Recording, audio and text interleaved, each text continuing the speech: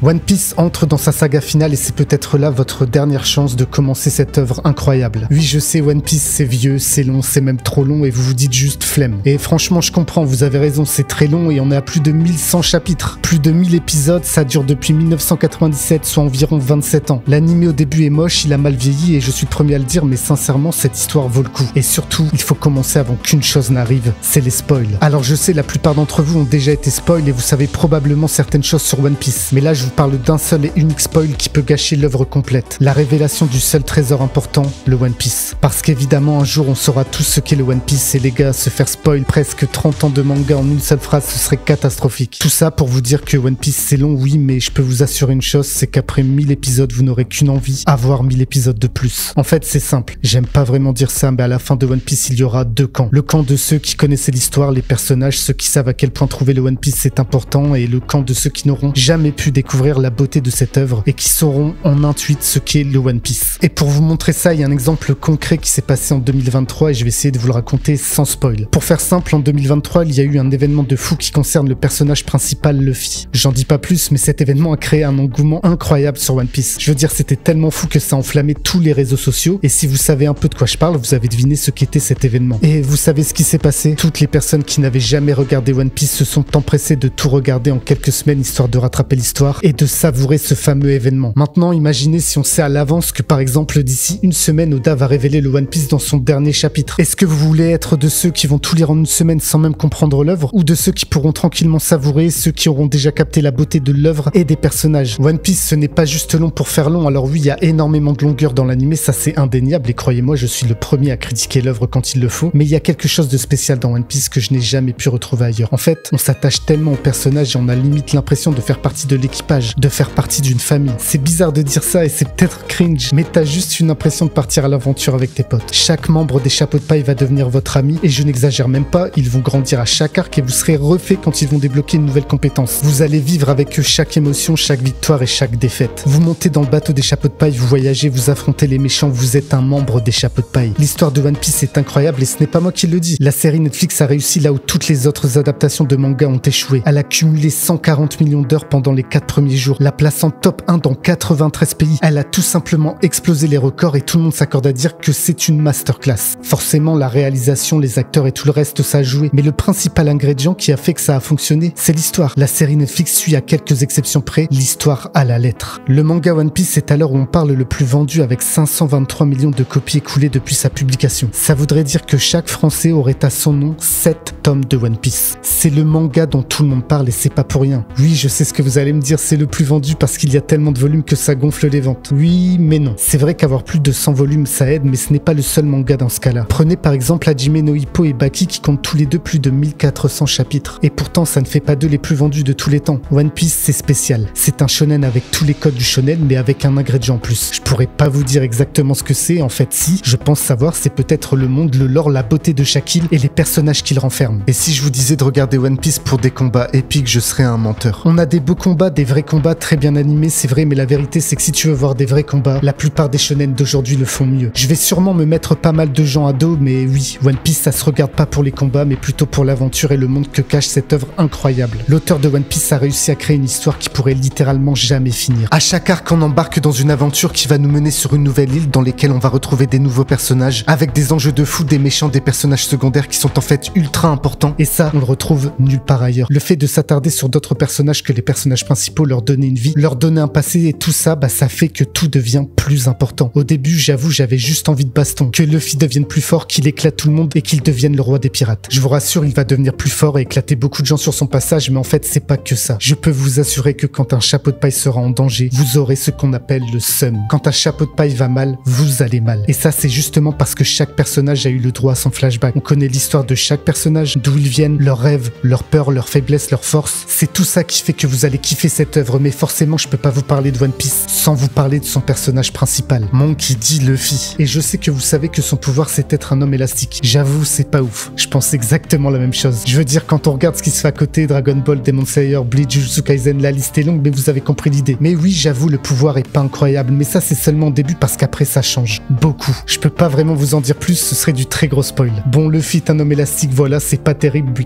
d'accord, mais ce qui est fou, justement, c'est qu'avec un pouvoir comme ça, il va réussir à en faire une arme redoutable. C'est là que vient le génie de Luffy. Il arrive toujours à vous surprendre, même au chapitre 1100, il est toujours aussi surprenant. Le pouvoir élastique, c'est aussi à son image, il veut être libre et faire ce qu'il veut, et justement, son pouvoir, c'est exactement ça, une extension de sa liberté. Luffy est un gars imprévisible, il est attachant, et si je devais le comparer à un autre héros, c'est Goku. Il aime manger, se battre, mais personnellement, ce que j'aime chez Goku et Luffy, c'est quand ils deviennent sérieux. Là, on arrête de rire, vous avez touché à mes amis, je vais vous montrer qui je suis et à quel point je suis fort. Luffy, c'est le gars qui arrive à rassembler autour de lui une famille, et c'est pas moi qui le dis, l'un des personnages les plus forts de One Piece dira que le pouvoir de Luffy, ce n'est ni sa force physique ni son fruit du démon, mais le pouvoir de faire des autres ses alliés. C'est exactement ça. Tout le monde veut aider Luffy. Chaque chapeau de paille veut l'aider à réaliser son rêve de devenir le roi des pirates. Luffy, c'est celui qui incarne clairement la liberté. Sans lui, il n'y a pas d'histoire. Ce gars-là s'en fout de savoir qui tu étais, les erreurs que t'as fait dans le passé. Non, lui, il ressent les gens. Il sait instantanément si t'es une bonne ou une mauvaise personne. Et d'ailleurs, ça se voit quand il recrute les membres de son équipage. Il y a zéro calcul. Le mec suit son instinct. Il voit le meilleur chez les gens, peu importe d'où ils viennent ou ce qu'ils ont fait. Tout ce qui compte pour lui, c'est qu'ils sont maintenant ses amis. J'aimerais tellement vous en dire plus sur lui, mais ce serait vous spoil, et ça, je vais éviter de le faire dans cette vidéo. Mais en vrai, je vais quand même vous spoil un peu le début de l'histoire. C'est même pas considéré comme du spoil, ne vous inquiétez pas. On est au début du manga et Luffy n'a pas encore de pouvoir, c'est juste un enfant normal. Un enfant normal, non pas vraiment. Il est tellement déterminé à devenir un pirate que lorsqu'il voit Shanks, un pirate très connu, il s'inflige lui-même une blessure sous l'œil gauche. Tout ça pour prouver qu'il est lui aussi un grand pirate. Et oui, c'est de là que vient cette fameuse marque, et ça, cette marque, qu'il gardera donc à vie, est une preuve de sa détermination sans faille. C'est ça qu'il a voulu montrer aux autres, que lui, il n'abandonnera jamais son rêve, qu'il donnera tout pour son rêve et qu'il rassemblera le meilleur équipage que le monde n'ait jamais connu. Et tout ça, tout ce que je viens de vous dire, c'est ce qui fait que Luffy est un personnage unique. Et vous voyez, ce petit moment que je viens de vous raconter, va y en avoir tellement au cours de l'œuvre, et ça concernera Luffy, oui, mais aussi tous les autres personnages. En fait, One Piece, c'est ça. C'est des moments qui vous marquent et qui vous marquent à vie. Vraiment, je n'exagère pas, c'est réel. Il y a un avant et un après One Piece. Vous allez rire, vous allez pleurer, vous allez être heureux devant cette œuvre magnifique. Pourquoi vous croyez que tout le monde parle de cette œuvre? Alors oui, forcément, il y a une partie qui suit la hype, mais déjà suivre la hype, c'est pas forcément mauvais. Et l'œuvre parle pour elle-même. Pourquoi One Piece marque autant notre monde? Ça a dépassé le petit cercle fermé du manga. One Piece, c'est devenu culturel, un phénomène mondial, et c'est aussi grâce à son écriture. Quand on parle de foreshadowing, de symboles, de théories, c'est pas pour rien. Oda a réussi à créer un univers tellement vaste qu'on n'a qu'une envie, c'est de le découvrir, de trouver chaque mystère, de résoudre chaque énigme. Il n'y a qu'un seul manga dans lequel on peut faire autant de théories. Je veux dire, on a des chaînes YouTube spécialement dédiées aux théories One Piece, et ça depuis des années. Quand vous regardez One Piece, vous regardez une aventure, et la longueur de cette aventure est obligatoire. One Piece, c'est obligé d'être long, sinon ça n'aurait aucun sens. Et dites-vous une chose, c'est que vous en aurez jamais assez. Là, j'ai qu'une hâte, c'est de lire le prochain chapitre. En fait, je suis sûr à 100% que vous serez aussi dans le même cas que moi. Vous aussi, vous en aurez jamais assez. Et pour vous dire la vérité, je suis jaloux, je l'avoue. J'aimerais être à votre place et commencer One Piece naïvement sans rien savoir de ce qui va se passer. D'ailleurs, j'ai un pote qui n'avait jamais voulu commencer One Piece. D'après lui, c'était trop vieux, ça a mal vieilli, l'animation est pas ouf. Et ce pote en question, il aime pas vraiment lire les mangas. Il aime bien les animés, mais pas forcément l'objet, le livre, le manga, chose que je peux comprendre. Et donc à ce pote, je lui ai vendu One Piece en le hypant, lui donnant quelques exemples de scènes épiques, mais non, il a toujours pas envie de commencer. C'est trop long, la flemme. Ce genre de pote qui n'aime que les gros combats avec une animation de fou, du vrai banger, moi aussi je suis pareil, mais One Piece c'est pas que ça. Bref, c'était impossible. Ok, très bien, donc j'ai fait un truc qui l'a convaincu de commencer et qui va vous convaincre aussi, j'en suis sûr, mais je vous en parle après. Tout ça pour vous dire que ce pote n'a jamais lâché One Piece depuis qu'il a commencé. Il a presque rattrapé la fin de l'œuvre et comme il l'a dit, il a pas envie d'arriver à la fin et d'attendre chaque semaine un nouvel épisode. Et je peux vous assurer que vous serez dans le même cas. Et le pire, c'est que vous aussi, vous allez essayer de convaincre les autres de commencer One Piece parce que vous allez avoir envie de leur faire découvrir le truc, ce truc qu'on ne trouve pas ailleurs. Je parlais de l'animation qui n'était pas folle au début et c'est vrai. Franchement, je comprends que ça freine pas mal d'entre vous. Faut dire la vérité, c'est moche. Là, en 2024, je peux vous dire que chaque épisode a une super qualité et on a le droit à des animations de fou, surtout pendant les combats. J'aurais pu vous parler en détail de chaque personnage, chaque arc, chaque île, chaque méchant. Bref, il y a tellement de choses que j'aurais pu vous dire, mais je préfère que vous découvriez tout vous-même. Avant qu'on se quitte, faut que je vous dise la chose qui a convaincu mon pote de commencer. C'est pas une scène en particulier ou un autre truc bizarre. En fait, on a juste fait un pacte ensemble. Comme il avait pas envie de commencer, que c'était moche, que c'était vieux et long, je lui ai dit de regarder l'épisode spécial d'East Blue. C'est sorti en 2017, ça a une qualité de fou, ça résume le premier arc de One Piece, ça dure 1h30, il y a tout ce qu'il faut pour commencer One Piece tranquillement. Je lui ai juste dit de regarder ça et que s'il aimait pas, il avait juste à arrêter. Et voilà, mon conseil, il est simple. Pour tous ceux qui n'ont pas l'envie de commencer, allez voir l'épisode d'East Blue. Et vous savez quoi, on va faire comme Shanks et Luffy. Vous allez voir cet épisode et vous revenez ici sur ma chaîne, une fois que vous êtes devenus de grands pirates.